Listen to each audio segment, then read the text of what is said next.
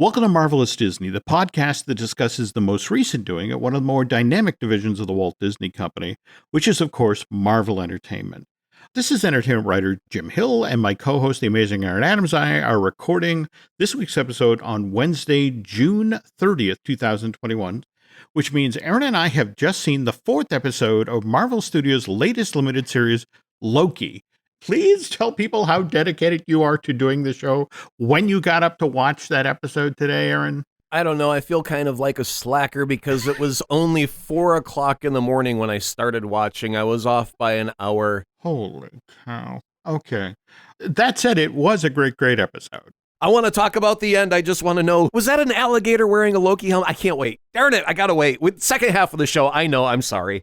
Okay, yes, we will be talking spoilers, but again, out of fairness for those of you who have not seen episode 3 or episode 4 of Loki yet, we will do it second half of the show after the news. Brought to you by Storybook Destinations, trusted travel partner of the Jim Hill Media Podcast Network. For a worry-free travel experience, please book online at StorybookDestinations.com.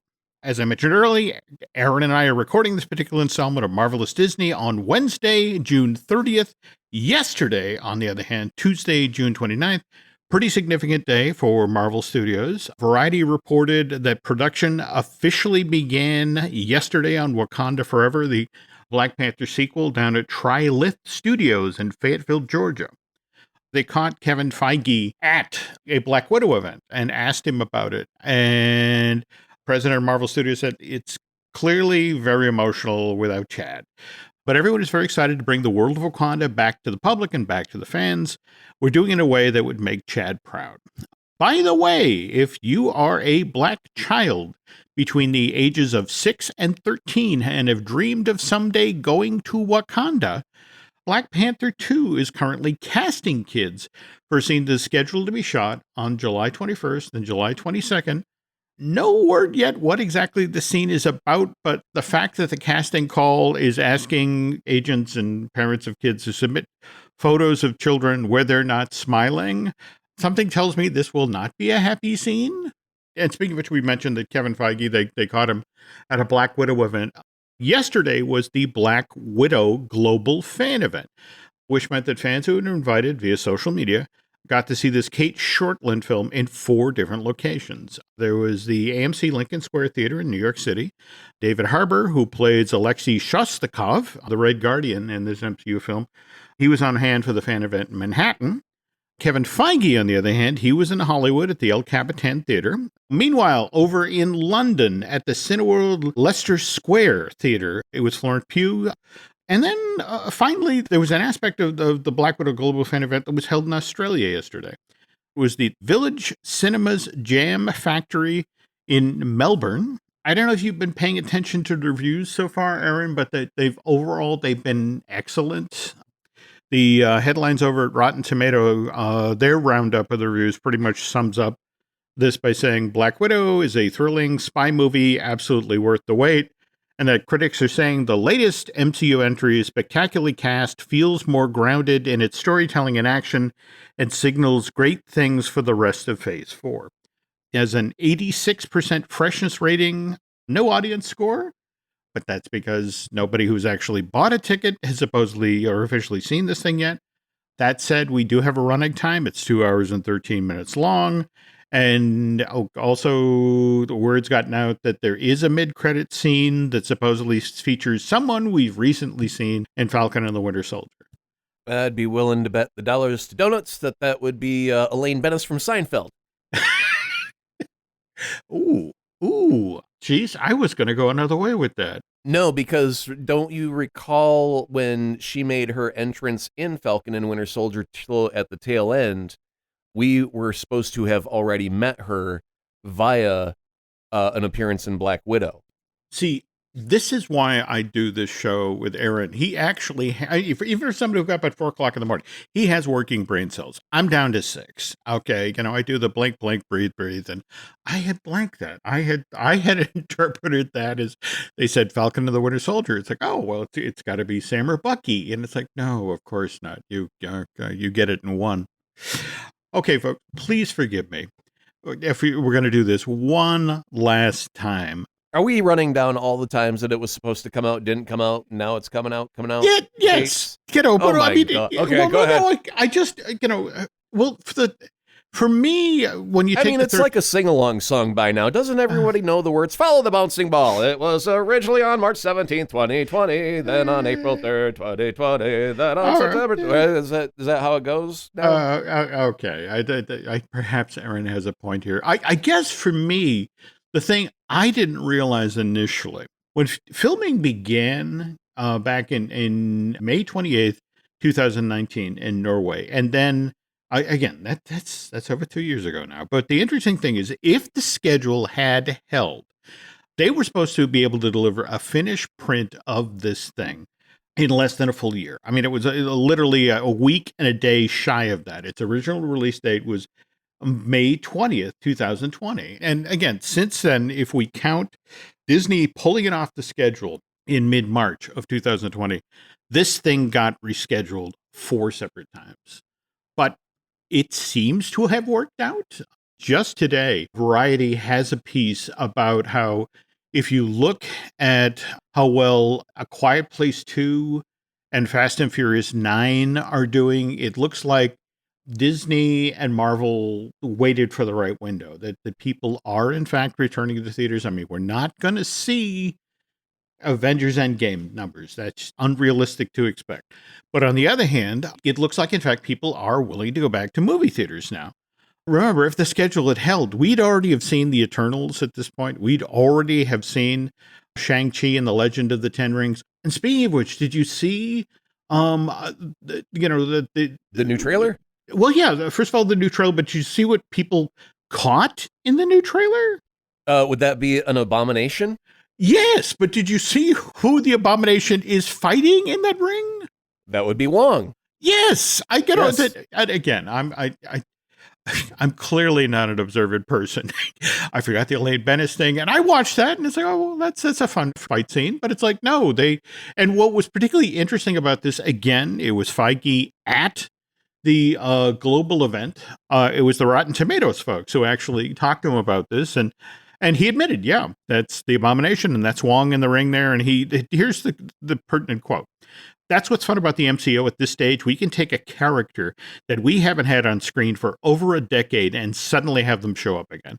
And to have our fans see this brief scene in the Shang-Chi trailer, recognize what's going on, and immediately embrace the idea is great fun. Now, Jim, we've talked a lot about how MCU has been able to embrace other genres. Mm-hmm. You got your classic World War movie with the original Captain America. See, they're embracing a martial arts film. And one way to tell that they're embracing a martial arts film is they've got a cage match where everyone's got to go toe-to-toe against this other person or that other person and ratchet up the stakes. Because think about all of the martial arts movies that have ever existed where it's taken place during a competition, whether it be Karate Kid movies, Enter the Dragon. I mean, it is what it is, right? If you want to tip your hat to a thing, if you want to pay homage to it, you kind of got to do the thing. It doesn't look like an MCU movie. It almost looks like a House of Flying Daggers or something, a little bit of that influence that's there. And that's what I'm really enjoying about it. Well, and again, once again, demonstrating I'm really not an observant individual. Think about it. Tim Roth, as far back of December at last year, acknowledged, I'm doing the abomination again. But it was talking about that character, the Emil Blonsky character was coming back for She-Hulk.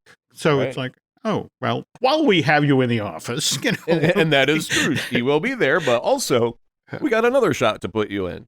It's great to see that character back, and it's also one of the rare times where the MCU kind of reaches out and goes to embrace the Ed Norton film as canon, right? Yes, there's the Soldier's Serum vial is in the Hulk movie, and that remained consistent in the Captain America film. So they've never disavowed it. It's like, oh, that's not ours. That was a different thing. They still embrace that, and I'm happy because I like that movie. I like Ed Norton and stuff. So yeah, I'm totally okay with them keeping Abomination and Tim Roth, because I really like Tim Roth as an actor as well. So I'm happy all the way around to see that little half second of footage in the Shang-Chi trailer, right? No, I agree. I agree.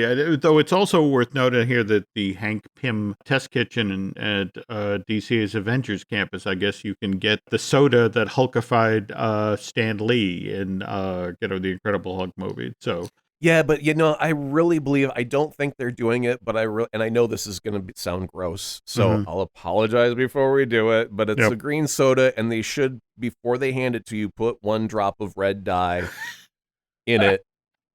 And then go enjoy, and no comment, just say, what the hell was that? Right? Okay. Again, Imagineering, please send that check to Aaron Adams. That's a great idea. Holy cow. Yeah, but it's signifying a drop of blood in someone's drink, and they're going to be kind of grossed out by that concept overall, because if you do it really well, like a magician, where you get like the fake fingertip and you have a little blood packet in there, and you kind of push there where it looks like it's blood coming out of your finger, and you'd be like, oh hell no, I ain't drinking that, and you're like, why, what's wrong with it? It's just, as you play it off, like, no, that's just how we do it, it's all good. Yeah, I mean, you could really have fun, but people can be really grossed out by, blood in their food. This is true. This is why the Sweeney Todd dining experience never took off. Okay, we were just talking about Kevin Feige, and earlier this month, Deadline caught up with him at a virtual version of the PallyFest. And they asked him if there are any plans to shoot a second season of WandaVision, or will Marvel Studios just have the Scarlet Witch's storyline evolve over future MCU releases? And Feige replied, say yes to an evolution of storyline. He then went on to say that Wanda's storyline would continue in Doctor Strange and the Multiverse of Madness, March 25th of next year.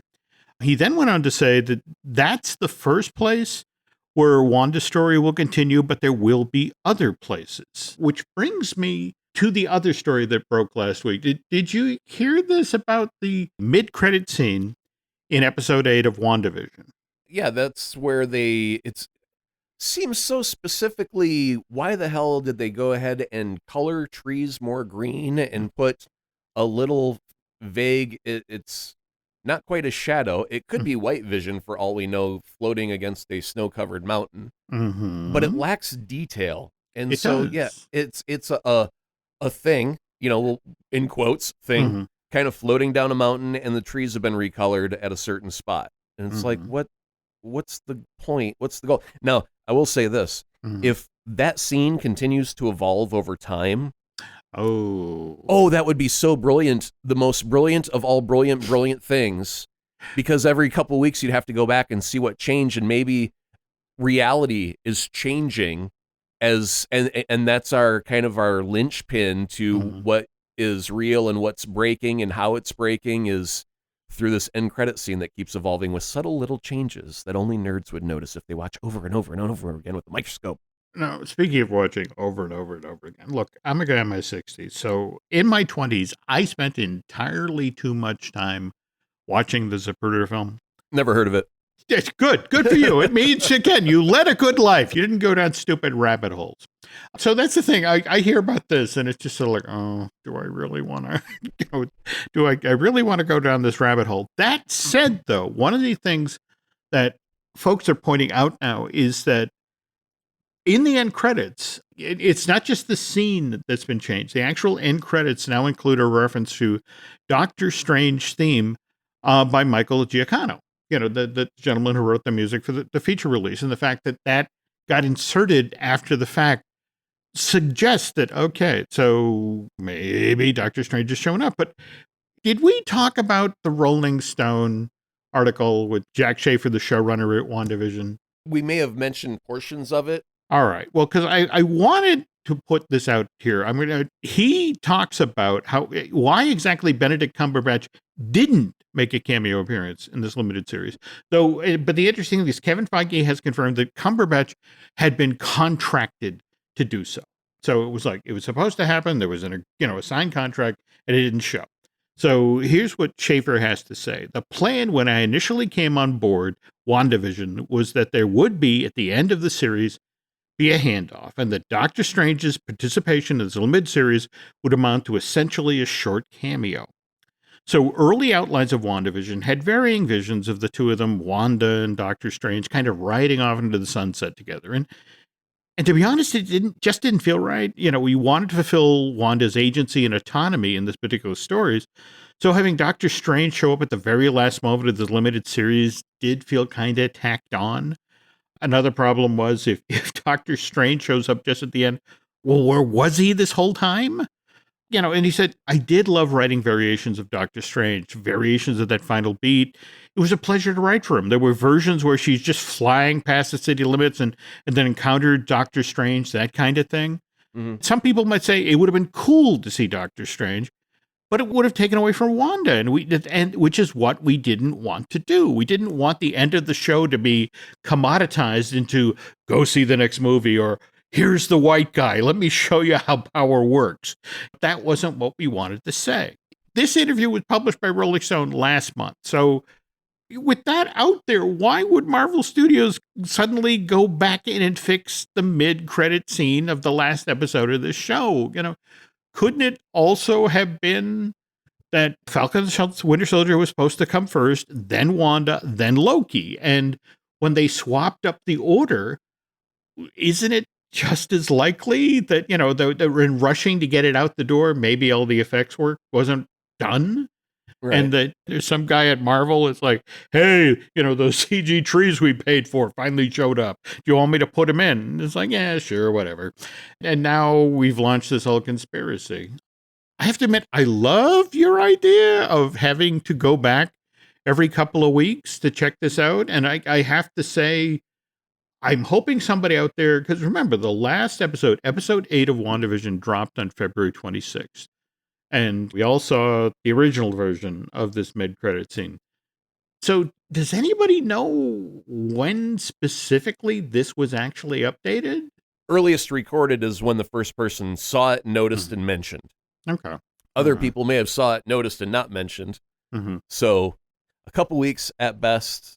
Now, what if, and I don't want to get spoilery, so I'll say it vaguely, but what if one of the time bombs from Loki has an effect on the reality of, because remember, a lot of those little time grenades were launched to places unknown. What if one of those was destined for where Wanda is at?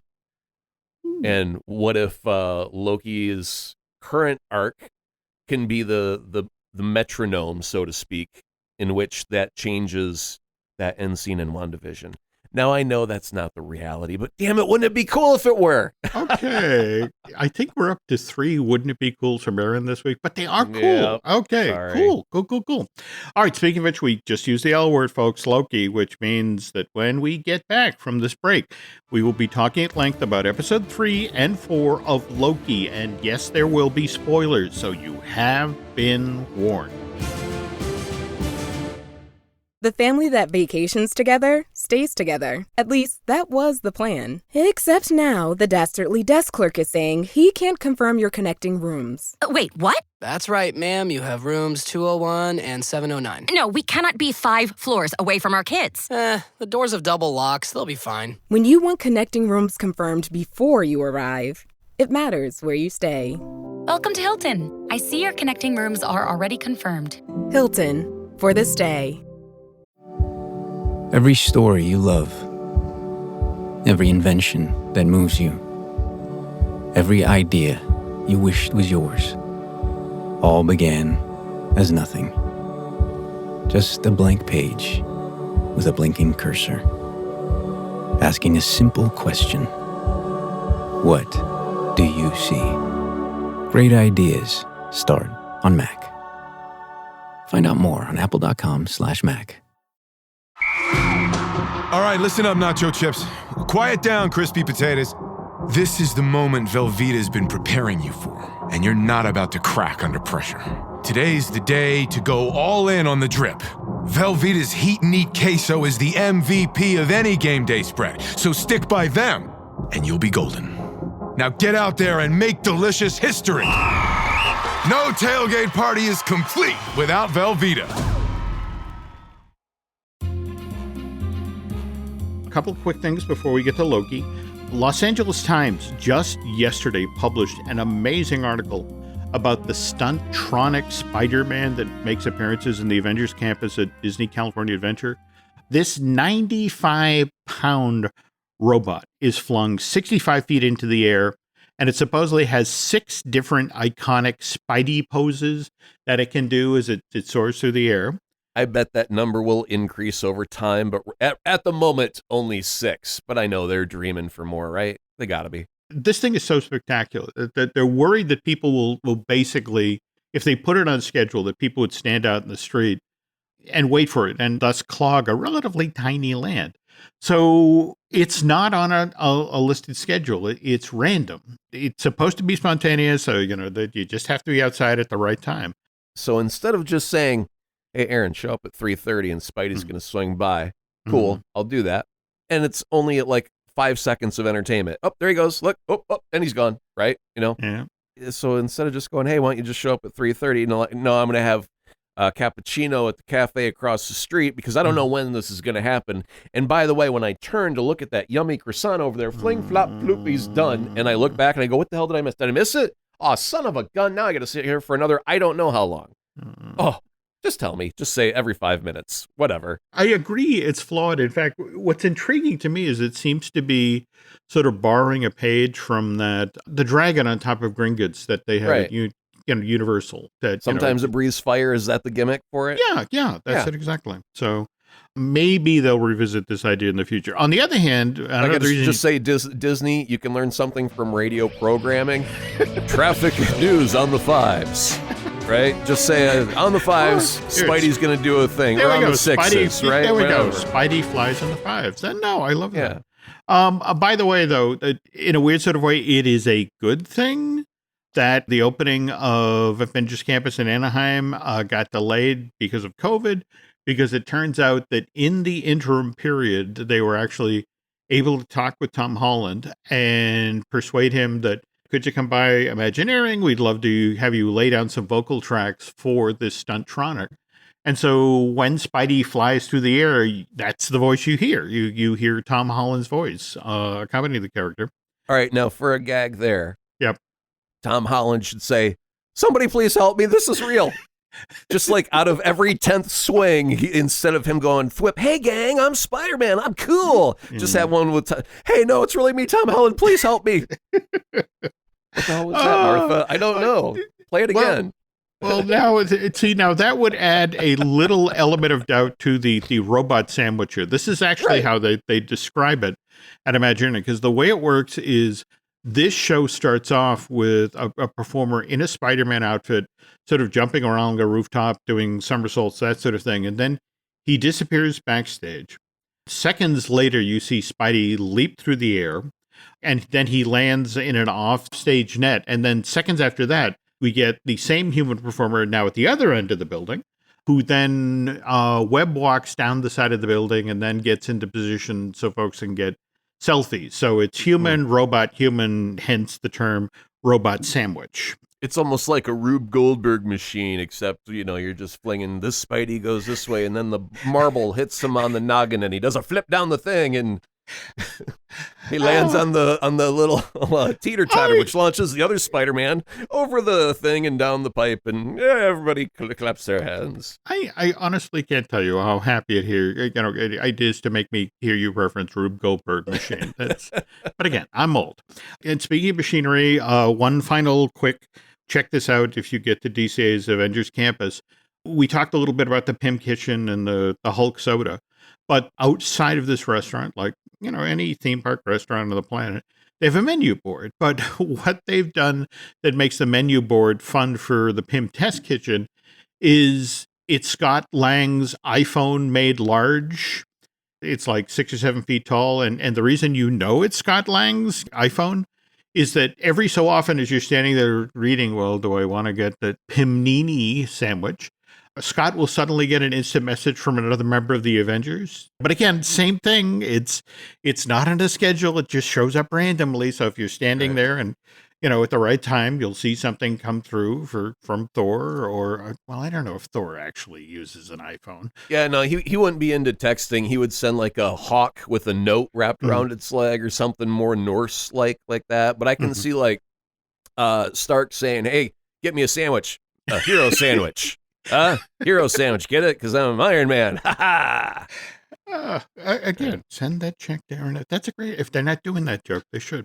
Yeah. Okay, now finally, folks, to Loki. Though one quick side note, we never talked about the Loki charms thing that they did back on Yeah, I know, right? We should June have. 9th. Yeah. But here's the thing. They made 3,500 boxes of this General Mills. And again, it's Lucky Charms with Loki on the cover. Originally available for $4.99, sold out in minutes.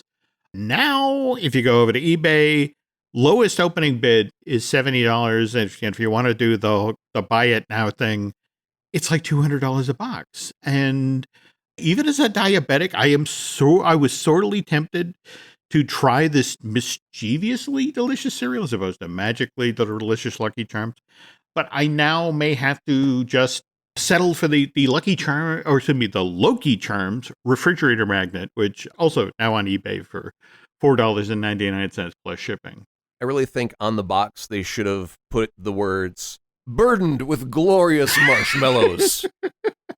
Well, and what's so funny is that, I saw a photo on Twitter the other day of it's a Baptist church in Yeah, totally. Yep. Burbank, California, and literally the outside marquee was burdened with glorious purpose. And it's just sort of the fact that that's made it into the lexicon. I mean, just tells you a lot about the show. So let's just start with episode 3, which I'm pretty sure I know your response to episode 3, but let's hear it. It was a nice exposition dump again. I mean, you have to do it. It's okay. I'm not saying it's a bad thing. There's good ways to do stuff and there's bad ways to do stuff, right? Mhm. So if you're gonna have two people chatting on a train for a half an hour, it's cool to do it on a planet where a moon is crashing down on you. Visually, it's telling a story in the background. You've got to click a ticking clock, right?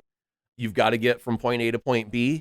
And along the way, you're on a train, so you get to chit-chat a little bit without any discomfort of, the environment of meteors crashing down, which it seems like they had no cares about the fact that a meteor is crashing down randomly anywhere. It was just a thing. And so because now Loki is no longer with Mobius, he's with this female Loki. And for a while, I was thinking that maybe she was the Enchantress from the comic books. And I honestly still really don't know. I don't know who I think she is, really. Yeah, Okay. I haven't determined that. So by episode 3, now Loki's got a new person to talk to. And when he gets to talk to that person, we get to learn about them as well as Loki a little bit. That's a good thing. I agree. I totally agree. And in fact, in a weird sort of way, I would make the connection between episode 3 of Loki to what you've said about episode 1 and 2 of WandaVision, that they were kind of a necessary evil. I mean, you had to face it. We had to go from the Sylvie at Roxxon, the Walmart type story, who's bewitching staff and is clearly the big bad, to somebody we sympathize with. And they continued that in like the first 5 to 10 minutes of episode 4. So you actually got to see Ravonna in her pre-management days going and claiming the variant, the female Loki. And this is a kid, really, I think they did a great job, with 3 and 4, both filling in from an exposition point of view. And then just episode 4 was all story. Now, the thing where they actually go to Asgard, and it was like, oh, it's so nice to see Asgard again before it was destroyed. Yep. And then to find out that there is a female Loki that was taken away. And now and that again leaves me at a point of, I don't know what to believe. Is this a case of the unreliable narrator? Who's trying to say that I am one thing, but I am still yet another? Because you got to remember that we opened up the episode with her having lunch or cocktails with a guard. And something seemed off. It's like, why is this happening? We as the audience didn't know quite what was happening at that introductory moment in the episode yet either. So as the guard was learning, hey, wait a minute, this is a memory. And then she asked directly about where's the elevator to the timekeepers, Yep. And now as the audience, we are suddenly aware, oh, this is a trick. And but we still didn't quite understand the mechanics of the trick. Yeah. And so it's later that we learn that she was able to manipulate or join in on a memory, you know, from the past and manipulate it that way, but she couldn't create new memories. So yeah, I don't know if she's trying to manipulate Loki by it's Loki's memory of him being a child, but she's replacing Loki with herself to prove that there was a female Loki. I mean, there's so many questions I have, and I don't want to go down all the rabbit holes, but it leaves me with as many questions as I thought there were answers, and I enjoy that. There's a little mystery.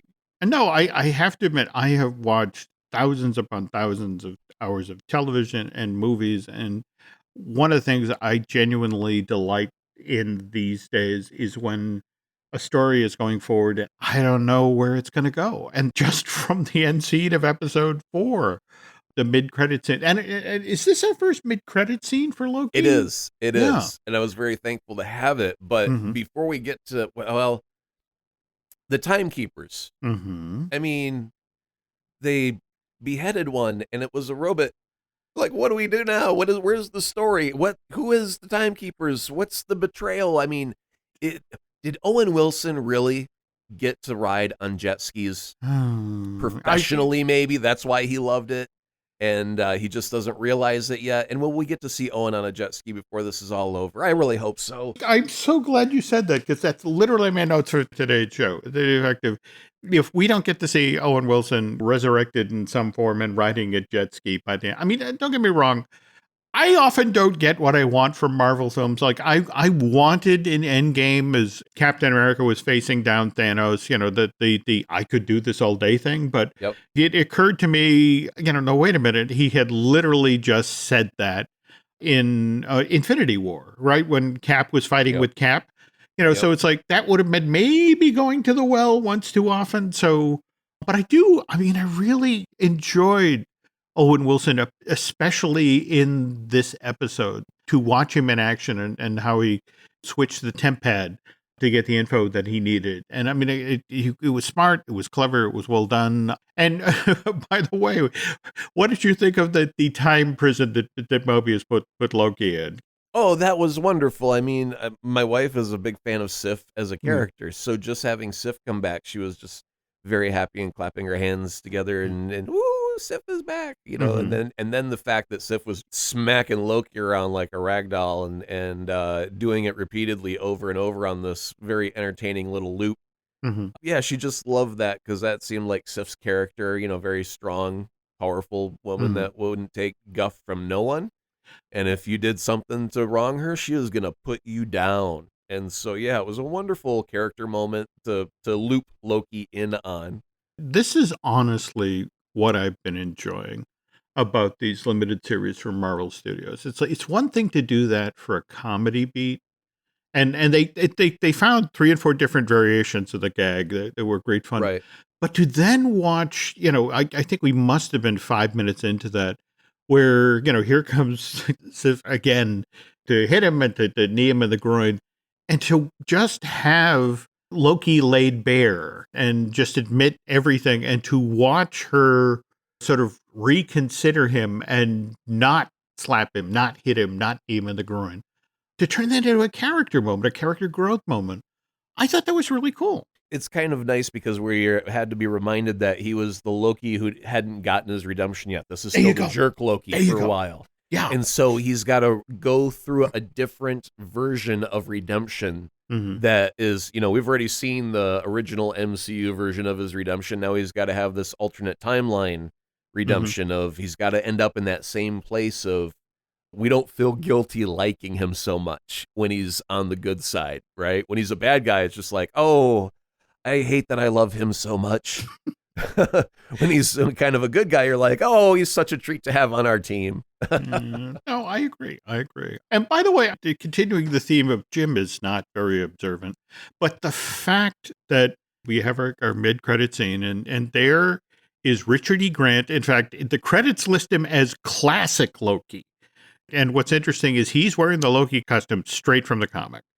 But again, that I was surprised to see him is embarrassing, because I think it was September of last year that he tweeted out that Tom Hiddleston and I have talked about working together for some years, and I finally get to do so with Loki. So it's like 9 months ago, he admitted he was coming on the show and was looking forward to it. So the fact that he suddenly shows up and it's like, oh, this is a surprise, because I can't hold two thoughts in my head at the same time. So Okay, so do we know who all of the characters were? If he was classic Loki, there's a kid version of Loki. I want to say the kid, and I'm sorry, I meant to grab this child actor's name, but it was young Loki.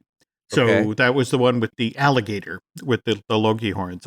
What's interesting is that in the credits of the show, there's a boastful Loki, but I don't believe we've seen that character yet. In fact, I think he's briefly glimpsed in one of the trailers for this limited series. But Now, to the left of the kid was a really tall, powerful black gentleman. yes, Do we know what his character was known as? I was watching this on the fly and then putting it in the show notes. Okay. So I did not grab that gentleman's name, but yes, It almost looked like he was holding a hammer. yes, And I thought yes, he might did. have a Thor connection instead of a Loki connection because he wasn't wearing the crown. Mhm. And then, aside from all things, Hmm. the alligator with the Loki crown we need to address directly. What Yeah. is that? Now, you've talked previously about Throg. Yeah, that's Thor being a frog, and it sounds good rolling off the tongue. Throg. Throg, but is Alligator Loki. Alla Loki? Loki Gator? I do not know what to tell you. Before we jump out, I do want to say you had said in a previous episode that the writer had said we got to be airtight from week to week because sci-fi and time travel, people were like, hey, wait a minute. There you go. Mhm. Right? So was it the end of episode 2 now where all of those time bombs opened up in a portal and went somewhere? Mhm. The time will go awry in Mhm. any second now because of all of these bombs that have been scattered all across time and space. And then we've gotten through all of episode 3 where Loki and Loki female, Floki, sit on a train and chat. Yep. And then fail at getting off the planet. And then there's episode 4 where at the last minute, because they can't get off the planet, Owen Wilson has to figure out where they're at and save them and get them off the planet. And then a whole episode 4 happens. Mhm. And I was shocked to see Owen Wilson get nullified, turned into nothing. I was like, oh my God, I didn't think that would ever happen in the show. So good No. job to the writers for playing with me emotionally that way. Mhm. And then double down on that bet. Like, oh, I got 10s. Well, shit, let's split that and double down at the Yep. blackjack table. Yep. And let's nullify Loki immediately after that. And I was like, nuh-uh, you can't do that. What? Mhm. What just happened? And then credits roll. And now I'm sitting there with my jaw unhinged from the rest of my face. And it just fell on the floor and it rolled under the table. And now I got to grab a stick. And I got to try and grab my jaw with the stick and get it from under the coffee table so I can rehinge it to my face and talk to you. And then we get the credit scene and we see Loki with other Lokis. And I don't know. I just don't know anything anymore. I just want to. No. I mean, that's half the charm for me. I mean, for example, when they took out the timekeepers and they lifted up the head of the android, that's the Wizard of Oz moment, but without the ignore the man behind the curtain. Who's Yep. the man behind the curtain? Who set up the Exactly. timekeeper? And also any other show from the end of episode 2 where we watch all the timelines go berserk. That's the Chekhov gun moment. You know, when do you shoot it? When do we go back and see what happened because the timeline went that way? You know what, Jim? You've just answered the question on that because that happened at the end of episode 2. Mm-hmm. We've got 6 episodes. So episodes 1 or 2 are act what? Oh, Act 1. So we've just watched 3 and 4, and we've had not a mention Mm. of Chekhov's gun. Obviously, where does that lead us? Act 3. Where does Chekhov's gun, Jim, always seem to go off? I know that you've never heard of this concept, and I know you've never even thought of mentioning this concept, but let's just run through the basics one time to see what happens. Where do we find True. Chekhov's gun? Act 1? Yeah. And No. where does it always go off? Act 3. There So you go. here we go. Again, I'm going to put good money down on Owen Wilson and a jet ski, but I guess we're going to have to wait to see. So another thing that was bouncing around Twitter today is evidently if you look past Richard E. Grant and the young Loki in the scene where they're standing, you're supposed to be able to see behind them a demolished Avengers Tower. And I guess I just did not see that. Now, I did see it as a building that had been destroyed, but I wasn't able to specifically, it didn't look like Stark Tower. It didn't have that shape. And it wasn't surrounded by other huge New York City buildings, which is where Stark Tower is located. And then an Avengers campus was like upstate New York. Yep. And that started off fairly flat, low, and wide, not tall. Yeah. And then even after Infinity War, because Thanos came by and from the past to the present and ended up laying waste to that. So if they rebuilt it, did we see them rebuild it? And should I know that that's what the new structure looks like when it's demolished? I don't know. This may be one of these cases where somebody may be seeing more than is actually there. But wait a minute, did they have to write an article by a deadline, perchance? And the deadline was who today? am I to say? Okay, all right. Also, another thing, what I love about the show is how sometimes so much information gets just tossed out casually. In fact, there's this great scene in the beginning of episode 4 where Owen Wilson's Mobius character is walking and talking with Hunter B-15, and just to bring the prisoners, Sylvie and Loki in, and says, we brought in Kree, Titans, vampires. And it's like, what's supposedly significant about that line is that's the first time in the MCU they've acknowledged vampires, and which again, remember, we've got our Blade reboot, which February of this Sony? year. Is that a Sony thing? Do you recall? Nope. That is genuine MCU by way of Disney. And in fact, February of this year, Stacey Osen-Kuffer, who wrote the script for the acclaimed HBO Watchmen continuation, she's been hired to write the screenplay there. So again, we're setting up things here. Now I gotta throw you a curveball. So Blade is proper MCU Blade. Okay. Yep. If only he had a vampire to fight. If only I could think of somebody who has the rights to a vampire movie. Sony, Morbius. Interesting point. Now, has Sony put out anything Spider-Man related without using Spider-Man? Let's see, Venom 1 and 2 will be out by that point. Has the MCU said, we need to acknowledge that directly and embrace it with open arms and drag it into the MCU proper? I don't even think they've so much as tipped their hat to Venom existing in any sort of way. Not yet, anyway. So now they're going to have, the MCU is going to have Blade with no vampires. And then Sony's going to have Morbius, the living vampire, with no Blade. And if only we could get them on a dance floor, will they cooperate? That's where, and if they do, Jim, that's where the Spider-Man shit goes all sideways. Because so far there has been a very clear line in the sand. Spider-Man is MCU. I don't care what you say. Marvel's embraced it. They've put him in Captain America movies. Therefore, this ain't just Spider-Man for Sony.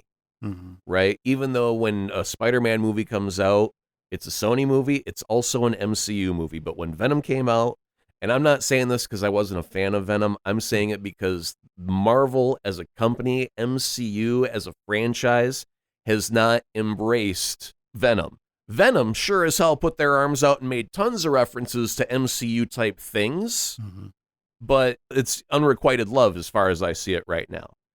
And so what happens is if Blade and Morbius end up going toe-to-toe, because the only reason Sony has Morbius is through the Spider-Man villains contract side of things. And as soon as Blade and Morbius go toe-to-toe, that means everything else gets dragged along with it, whether Marvel likes it or not. This is going to be interesting. Again, top of the show, we were talking about the reviews so far for Black Widow and how this does a nice job of setting up, where Phase 4 can potentially go. But right. Before we wrap up, I do want to point out, because we were talking earlier about Black Widow and how her release date has changed the things that surround it. And right now, we are going to have a glutton of entertainment come our way, rapid fire. Yeah. Because as soon as we get done with that, and now this is July, so we've got August and then September. The very beginning of September is Shang-Chi. Mm-hmm. And then October, a little drought. And then beginning of November, right off the bat, we got Eternals. Yeah. And then straight after that into December, we've got Spider-Man No Way Home. And then in March, so we've finally got a 3-month gap breather. Finally. We get to Doctor Strange, right? But remember, very likely in that same window of time, we get She-Hulk. That's true as well. We've got all the Disney Plus stuff, but I also think that Disney, and rightfully so, while all of this MCU content is happening in the theaters, most likely that's when we're going to have stuff like Book of Boba Fett coming out. So we're not going to have MCU content, we're going to have Star Wars content while MCU floods the theaters. I'm hoping that is, in fact, how it shakes out. Yeah. Otherwise, they're competing with themselves. Like the reason they move Loki from a Friday to a Wednesday release is so they don't end up biting their own butt when it comes to the Black Widow release on a Friday, which is traditionally where movies come out. Well, right? no, it's so interesting you say that because again, remember we are 10 days out at this point from Black Widow opening in theaters on the 9th. I want to say July 9th. So we've got episode 5 of Loki dropping next Wednesday, but to ensure that we as Marvel fans are firing up Disney Plus and watching that on Wednesday, literally in the hour or so before Aaron and I sat down to record the show, Disney Plus announced that they've got yet another of those Simpson tribute shorts. You may remember the one they just did a month or two ago, The Force is Awakened from its nap. Well, we've got a brand new one, but it arrives next Wednesday on the 7th, along with episode 5. Look, this one is called The Good, the Bart, and the Loki. And in this one, the bullet point is Loki is banished from Asgard once again and must face his toughest opponents yet, the Simpsons and Springfield's mightiest heroes. The God of Mischief teams up with Bart Simpsons in the ultimate crossover event paying tribute to the Marvel Cinematic Universe of heroes and villains. I honestly think if this is the case, if they are in fact deliberately front-loading Wednesday to make sure that come Friday, well, you've seen Loki, so, and, now you have a choice of either going to theaters or paying the $30 premium access fee and watching Black Widow at home. No, I think you're not wrong when it comes to the book of Boba Fett come December. I would bet you that they will do some interesting two-steps to make sure that Disney Plus is not getting in the way of Disney theatrical. Well, so far, due to COVID, they've been playing reactionary games with their programming. We've got to move stuff because tragedy. And we got to move stuff because tragedy hasn't gone away yet. And we got to move stuff. And now that life is going to start returning back to normal, God willing, and movie theaters start to come back and thrive, hopefully. Yeah, they're going to start programming a lot more strategically like they would have liked to from day one. And it's going to be Star Wars is going to be, if Star Wars is out on Disney Plus, then there's not going to be a movie going on during that month because you've already got your Star Wars fixed there. But there'll be a Marvel movie there, so you can watch your Star Wars on TV at home, and then you can go right out to the theater and watch a Marvel thing. And boy, isn't that great. And then when a Marvel thing is streaming on Disney Plus, well, wouldn't that be a great place to put a Star Wars movie? And the interesting thing is that, face it, you and I had talked at length on previous shows about, this carefully coordinated plan that got knocked into a cocktat by COVID and how they're just sort of getting their feet out from under them or under them again. But I'm sure you saw the news out of Los Angeles County earlier this week about, they've had the Delta variant flare up there. Sure. And to the effect of, hey, can you start wearing masks again indoors? Because this one's especially contagious. And it's just sort of like, I just worry that, as you mentioned, we're just getting back from tragedy. We're just getting back to world routines. And it's like, are we in a Groundhog Day moment? We're 6 more weeks of COVID, get back in the house. I've just been, because I've been okay with wearing a mask the entire time, even though I'm vaccinated. So it's just like, you know what? I'm just going to stick with the mask and be extra safe until this thing is gone forever. And if that means when I'm old and 85, and going out to check for my unemployment check from the government. I will have a mask on when I go outside because you damn kids wouldn't get the vaccine. And this is the result of not having the vaccine is I got to wear the mask. So let me go get my check so I can go get my grapefruit juice. the senior discount at the Denny's so I can have dinner at 3:30 and be in bed by 5. Good day. Okay. Well, speaking of old man yells at cloud, did you see, and again, look, I first of all, I probably shouldn't say that about Lou Ferrigno, because even at his somewhat advanced age, he could probably pound me into the ground. But did you see just this past Friday night, Lou tweeted out that he was just talking about, well, again, those damn kids who make these Marvel Cinematic Universe movies. It's like, just here's what he tweeted. It's like, I can't think of another superhero who isn't in costume or CG. I worked damn hard at my diet and exercise for Hulk. I wasn't going to let anyone down. The Hulk was my hero as a kid as well. So the whole notion of, those today's, superheroes, they're all CG. Once upon a time, I had an argument with a friend. We went to go see Hulk, the Ang Lee Hulk, by the way. And so it wasn't the top of technology. It wasn't our current Bruce Banner with Mark Ruffalo. And he was like, I don't know, it looked fake. And I'm like, okay, so first off, the dude is like 14 feet tall and he's green. You ever seen one of them before? Ever? No, I mean, like on Discovery Channel, I've seen some exotic birds and stuff that I've never seen in real life, but I've seen these African cockatoos or whatever, okay? 14-foot green tall dude. Have you ever seen one? Ever? Nope. Okay, shut up. There is no realistic look for that. There just isn't, because he doesn't exist. And then, I mean, you get to like, current Mark Ruffalo, and it looks good, man. That Hulk looks really, really good. I like the way, I like everything about it. But the whole point is with Lou Ferrigno. Yep. Back in the day in the 70s when we didn't have CG, and we could go from a 5'4" guy to a 6-foot guy and go, holy cow, look at that. That's amazing. What a difference that 6 inches makes, right? Yes. Now, if I've got the option of doing a proper Hulk where he gets to an insane appearance of that's just not humanly possible over Lou Ferrigno. And you know what, Lou, you look great. You've always looked great. You've always been the specimen of, a manly man with big muscles. We love you. Everything about you. But you know what? I'm going to go with the CG version that's 13 foot tall and green and doesn't look realistic because it's better than the 6'2" dude that's painted green and running around in ripped shorts. It is. It always will be. So we love you. We appreciate your contribution. Step back. Okay, we don't have time to get into this today, but I just came across this amazing story about there was a makeup show that they used to do at Universal Studios Hollywood in the 70s. It was called The Land of a Thousand Faces. They used to present it on the upper lot, and everybody used to sit in stands outside, and they'd select 2 people out of the audience, and they'd pull 2 people, a guy and a woman, and they'd then make them up. One would be Frankenstein's monster, and the other one would be Bride of Frankenstein. But this is also during the time when they're shooting The Incredible Hulk on the Universal lot. They shot 5 seasons of the show there from September of 77 to, I want to say, May 82, something like that. Anyway, they're shooting these seasons of the show, and again, the problem is it's a makeup show. It's not terribly exciting. So the way they began ending the show while the Hulk was on the lot is that they do the reveal, oh, look at these people we pulled from the audience who all look like Frankenstein's monster and the Bride of Frankenstein.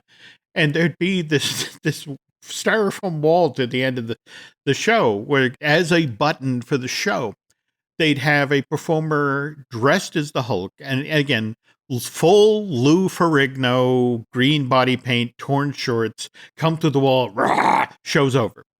But the reason I bring this up is it's only just in the last week that I've learned from somebody at Disney Legal to the effect of, that's the reason it took so long to get things like Avengers Campus built. It wasn't the master licensing agreement that MCA signed with Marvel Entertainment in March of 1994. It was the fact that somewhere in the files, there was this handwritten agreement with Marvel, like, yeah, you want to use the Hulk in the theme park? Okay, sure. Starting in the summer of 77, you can do that. And it's like, it was this deal that superseded the master licensing agreement that evidently threw Disney Legal down the rabbit hole. It's like, well, wait a minute. Is that the deal, or is this the deal? And can somebody at Universal pull those contracts and say, oh, no, we're not going to help you? But Right. again, we'll have to get to that story on another episode. But again, just the Incredible Hulk appearance at a makeup show. That's why it took from Disney signing the deal in August of 2009 to we didn't get the Anaheim version of the Avengers Campus opening till June of 2021. 12 years? I'm kind of surprised they didn't take advantage of, in a similar fashion, the way they filmed the show on, was it Adventure Island that you're talking to Len about recently on the Disney Dish? Do the same thing with the Hulk. This is the episode where Hulk meets Frankenstein and the Bride of Frankenstein. Roar! Comes through the wall, and then, everyone runs off. And then the credits roll, and it'll be like, the Bride of Frankenstein was played by Martha of Wisconsin. And then Frankenstein was played by Ted of Nebraska. There we go, from Sheboygan. Okay. Yeah, exactly, right. So when Aaron and I come back, we'll have seen the last 2 episodes of Loki, and hope you enjoyed today's show. We do have some other podcasts here at the Jim Hill Media Podcast Network. We've got Disney Dish with Len Testa. We've got Fine Tuning with Drew Taylor. In fact, we're about to record a fun episode with the directors of Boss Baby, Family Business, the new DreamWorks. I got to get a new Universal joint out the door with Dustin Fuse. There's so much going on at the Universal Resorts right now. If you head over to Apple Podcasts and rate and review, and if you really liked what you heard here, if you want to head over to Bandcamp and subscribe, that would be helpful. Can we tell folks where they can find you on Twitter? At azaprod.com, AZAPROD. I think I like prod people. I just poke them. What are you doing? Poke, poke, poke. Reacts. Poke, poke, poke. It's kind of the whole point of Twitter, isn't it? That's what it's for. You can find us on Twitter and Instagram as Jim Hill Media, and over on Facebook as Jim Hill Media News. And I guess that's going to do it for now. So thanks for listening, and Aaron and I will be back soon.